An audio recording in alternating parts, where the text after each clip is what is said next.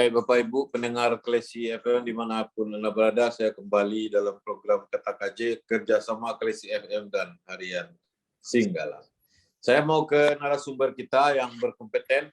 Beliau adalah Kepala Dinas Kesehatan Sumatera Barat yang mengetahui benar seluk-beluk soal vaksin dan pendahulu dan pengikutnya dalam wabah dari Cina ini. Tema kita percepatan program vaksinasi di Sumatera Barat.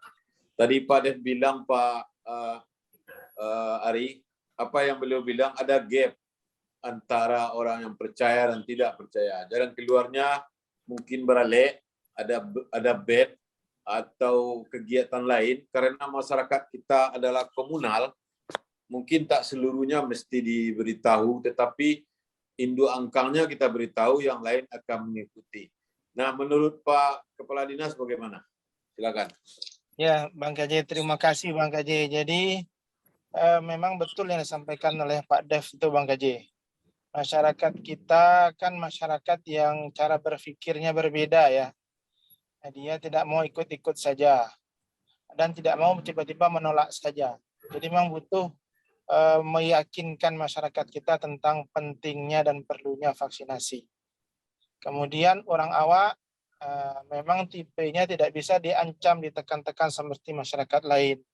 Semakin ditekan semakin menggelicik deh Pak Bang KJ. Ini masyarakat kita. Balik beranak pakai roda. Ya, saya ingat kata-kata Buya Masud Abidin. Masyarakat Sumatera Barat, orang Minangkabau, jangan dipaksa-paksa, jangan ditekan-tekan, tapi dibawa satu. Nah, ketika baralik kan ya dibawa satu Bang KJ Rami orang. Cuma memang ada PR juga dengan baralik ini. Kalau setiap hari baralik litak kita Bang KJ. Bukan hanya litak, tapi dananya besar. Ya itu, litaknya litak dana juga Bang KJ. Jadi memang kita upayakan melakukan pendekatan-pendekatan melalui kelompok-kelompok yang potensial. Terakhir contohnya kita marakkan vaksinasi di pelajar. Karena guru sudah teragak sama murid. Murid teragak sama guru. Orang tua rusuh. Anak sekolah di rumah saja, leka pintar anakku. Makanya untuk bisa segera bisa melakukan pembelajaran tatap muka, maka yang bisa kita lakukan adalah kita vaksinasi untuk pelajar Bang KJ. Mungkin bisa dibawa kesenian-kesenian tradisional seperti kutang berendo, diarak kampung-kampung itu bisa tuh Pak? Bisa juga Bang KJ. Kalau ada hiburan, ada yang menarik masyarakat untuk berkumpul, sepanjang prokes itu bisa kita manfaatkan Bang KJ. Ada dana enggak Pak? Kalau dana nanti itu kan menyesuaikan saja Bang KJ. Kalau di Nagari kan nanti bisa memanfaatkan dana Nagari yang ada Bang KJ. Iya. Pak, bagaimana support Pak Gubernur terhadap program vaksin ini, Pak?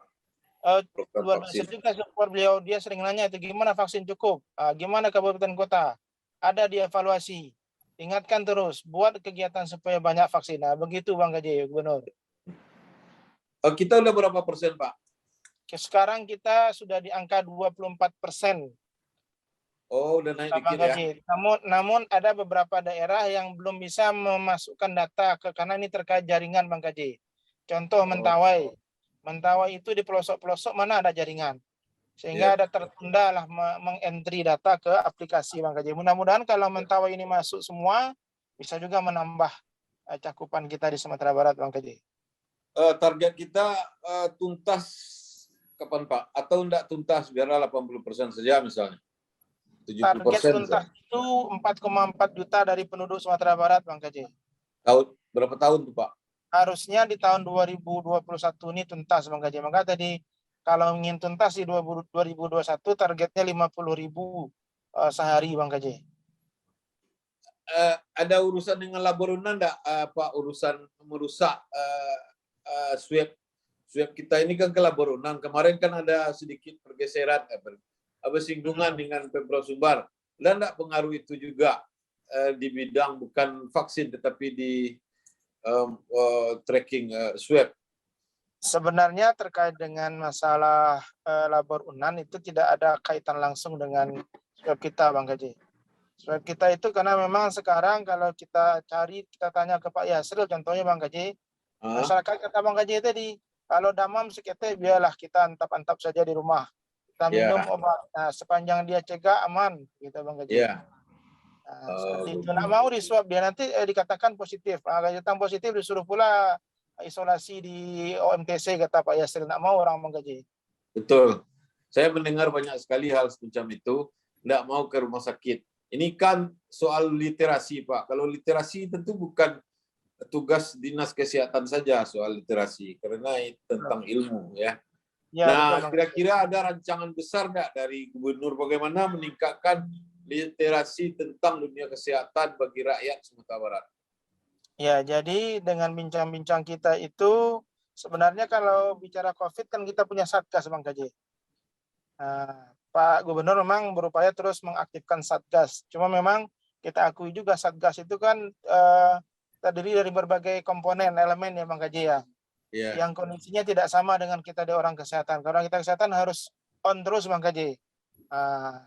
Jadi begini, kalau mau usul, Pak Kadis, kalau mau seluruh dinas kesehatan Sumatera Barat itu minta duitnya sedikit-sedikit, kumpulkan, kasihkan ke media, suruh dia membuat liputan vaksin yang meluas. Ya, setuju Bang Gaji. Jadi lebih cepat, lebih baik. Apalagi klesi. Jadi dia bisa siaran langsung dari lokasi. Pakai video, pakai suara, dan seterusnya. Setuju Bang Gaji. Itu Pak Yasril sudah dengar dia tuh Bang Gaji. Ya. Klesi bisa extend. Sehingga kalau saya sudah dapat dari BNPB Pak, hampir 1 tahun. Tapi kalau Bapak mau nambah Singgalang juga enggak apa-apa. Ya. Nanti kita coba gini kan Bang Gaji. Bilang sama Pak Gubernur, sejak Bapak masker sudah tidak di dagu Pak, semuanya sudah makin bagus kan begitu. Siap. Pak ya, saya mau kan masker Gubernur sudah tidak di dagu lagi. Ya. Pak Yasri, bagaimana Pak di Sawalunto soal penyebaran informasi vaksin ini meluas atau tidak? Atau rakyat tahu dari radio Lutut saja? Atau dari media sosial? Dari manapun? Apa yang terjadi Pak soal informasi? Ya Pak, terima kasih Pak Kade. Jadi sebetulnya Sawalunto kan kota kecil Pak. Hanya 66.000 penduduknya. Tapi kota bersejarah di dunia, Pak. Nah, kota bersejarah, kota warisan dunia, alhamdulillah. Dan di lingkar Bukit, jadi seketik jadi sampai tahu. Sebetulnya kalau masalah demam vaksinasi ini udah tahu semua. Karena setiap pertemuan, setiap ada keramaian, kita selalu memang masyarakat tuh ragu-ragu, terutama tentu masalah keamanannya itu. Tapi ada satu lagi Pak Dev, kalau anak sekolah, sekarang kan remaja, remaja 12 sampai 17 tahun atau lebih itu. Anak-anak itu ada, dia mau tapi takut suntik, ada juga tuh Pak. Jadi bukan hanya karena tidak mau, tidak izin ke orang tua, tapi tidak maunya karena takut disuntik. Yang takut disuntik ada TNI, ada polisi, ada pejabat Pak, karena video-videonya beredar. Ada di anak sekolah. Karena saya dulu waktu sekolah takut juga disuntik. Ya. Jadi itu. Jadi kalau sebetulnya kita membumingkan kalau Sawalunto, makanya desa itu yang minta. Nah, di sekarang contohnya bahwa dia tuh ragu-ragu seperti yang disampaikan Pak Dev, itu Kepala Desa Lunto Timur itu dia minta penjelasan dulu. Walaupun udah didaftar 200-an, tapi minta Pak Yas harus hadir. Kemudian kalau bisa komisi KIPI-nya, komisi KIPI kan betul spesialis penyakit dalam. Nah, padahal saya punya acara juga dengan BPJS hari yang sama, tapi memang ini tidak bisa ditunda, ini kepercayaan masyarakat. Jadi saya harus komit ini karena ini sangat mempengaruhi masyarakat lain nantinya. Sama dengan Pak Desa tadi yang tidak mau, kemudian mau jadi perbincangan masyarakat lain bahwa Pak Desa itu udah mau. Nah, jadi memang perlu edukasi itu Pak. Saya sangat sependapat, setuju dengan apa yang disampaikan Pak Dev. Memang edukasi perlu. Tapi kalau sosialisasi Sebetulnya perlu sosialisasi lagi kalau secara umum. Nah, ini edukasi itu karena justru dia sudah punya pengalaman, sudah punya pengetahuan, tapi jadi ragu mengelola. Bisa enggak Pak, kepala-kepala desa itu jadi duta vaksin di Saulunto, sehingga yang belum mau beliaulah contohnya, gitu Pak, diajak jadi duta. Iya Pak. Jadi contohnya yang saya katakan tadi Desa Lumindai tadi, dia bukan hanya tidak mau, tapi anti vaksin. Nah, tapi akhirnya dia mau kita vaksin di tempat yang masyarakat ramai-ramai ditonton, terutama akhirnya dia sebagai kepala desa siapapun, bahkan dia lebih ekstrim. Kalau ada yang berurusan dengan kalau tidak vaksin, tidak dilayani sampai begitu. Tapi menurut saya begini, pernyataan Pak Kepala Desa itu diambil lalu disiarkan oleh Kepala Dinas Provinsi, beginilah sebenarnya, inilah foto Pak Kepala Desa yang tadi anti, sekarang oke banget gitu Pak. Jadi Pak bantu Pak Kadis di provinsi dengan contoh Kepala Desa yang anti kemudian mau. Siapa? Sehingga Kepala Desa yang lain di Sumatera Barat angguk-angguk balam Pak. Siap Bang Kade. Jadi memang Pak Ari, mohon izin, kami jadikan testimoni dia itu.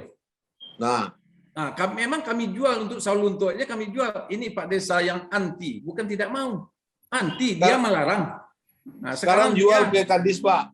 Jual ke Pak Kadis Pak, tapi harus dia bayar. Baik, saya siap jual tuh. Gratis saja Pak Kadis kalau mau saya. Kita bayar dengan vaksin Bang Kaji. Ya. Kita bayar dengan stok vaksin untuk Saulunto. Jangan gratis siap, Pak. Siap. Kasih testimoni itu, videonya, vaksinnya minta. Siap. Yang penting saya jaminan vaksin itu Bang Kaje. Pak Ari udah jamin vaksin, saya sudah senang. Karena saya kota Saulunto kecil. Sasarannya 51.000. Saya bertekad dengan Forkopimda ini, kami sama-sama, ini dukungan TNI Polri sangat membantu, sangat sinergisnya sangat baik. Karena memang kalau bagi tenaga kesehatan aja ya susah juga. Tapi dengan dukungan TNI Polri ini bisa. Saya meyakini dan kami akan berusaha Pak Ari, insya Allah menjelang Desember ini selesai. Kalau perlu November, pertengahan November sudah selesai harusnya. 70% lebih itu. Target kami 51.000 itu. Asal vaksinnya tersedia. Terima kasih Pak. Pak Dev. Ya. Nah, ada enggak menurut Pak Dev hal selain gap tadi di rakyat Sumatera Barat sebenarnya yang menghambat, misalnya faktor politik? Ada enggak kira-kira Pak? Malin mah pemerintah banyak cerita anak kayak gitu, ada enggak kira-kira Pak? Yang apa namanya? Yang saya lihat itu kan memang selama ini itu kan bicara literasi tadi ya Bang Kaje ya, karena memang kan ada ini konspirasi ya kan, kalau di level yang lebih luas lagi yang mungkin yang terlalu kajinya sangat tinggi gitu kan, ini kan orang bicara jual vaksin ini kan gitu. Dan awal-awal pandemi pun juga sudah diprediksi oleh konspirasi kan, nanti pasti virusnya dari Cina, terus vaksinnya juga dari Cina kan, seperti itu. Nah, kan itu aja. Ini yang artinya itu tidak mudah juga kita menjelaskan gitu kepada masyarakat gitu kan. Dan ini juga tentu kita kalau saya sebagai akademisi tentu kan kita perlu review dengan komprehensif betul gitu, dan melihat juga pengalaman pandemi yang masa lalu juga seperti itu. Nah, itu tidak tertutup kemungkinan itu juga ada di masyarakat gitu kan. Nah, apalagi yang perlu kita buka juga ya, mungkin menjadi pertanyaan yang agak saintifik kita harus menjawabnya. Contoh misalnya berapa orang yang telah divaksin yang terinfeksi lagi seperti itu. Ini kan harus detail data-data yang seperti itu gitu kan. Nah, ini juga menjawab bicara efektivitas tadi gitu kan, apalagi yang meninggal dan yang meninggal oleh vaksin, atau memang ya mungkin nggak ada, tapi artinya yang sudah divaksin yang meninggal yang mungkin yang secara umum yang harus diungkapkan juga gitu di dalam ini. Dan beberapa yang kajian kita itu kan terungkap juga ya Pak Ari ya, meskipun data belum selengkapnya, tapi secara detail kita sudah bisa menggambarkan berapa persen yang sudah divaksin yang tidak terinfeksi dan seperti itu. Nah, tapi ada juga yang perlu hati-hati, yang ini pesan saya bagi dinas kesehatan ya, baik provinsi maupun juga kabupaten kota, Bang KJ.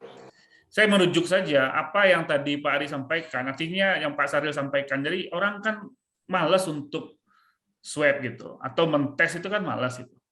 Nah, yang jadi pertanyaan saya adalah bagaimana nanti mendeteksi early warning system supaya rumah sakit ini nggak langsung melonjak aja nanti Pak. Gitu. Nah, salah satu itu kan kita bisa melihat dari testing itu kan peningkatan kasus kita bisa lihat. Kalau sekarang kan ibarat kata Pak Ari tadi, ini kan banyak yang unreported gitu, undetected gitu. Nah, gawatnya alarmnya nggak ada gitu, langsung aja nanti bor rumah sakit penuh. Nah, ini kan jadi kewalahan.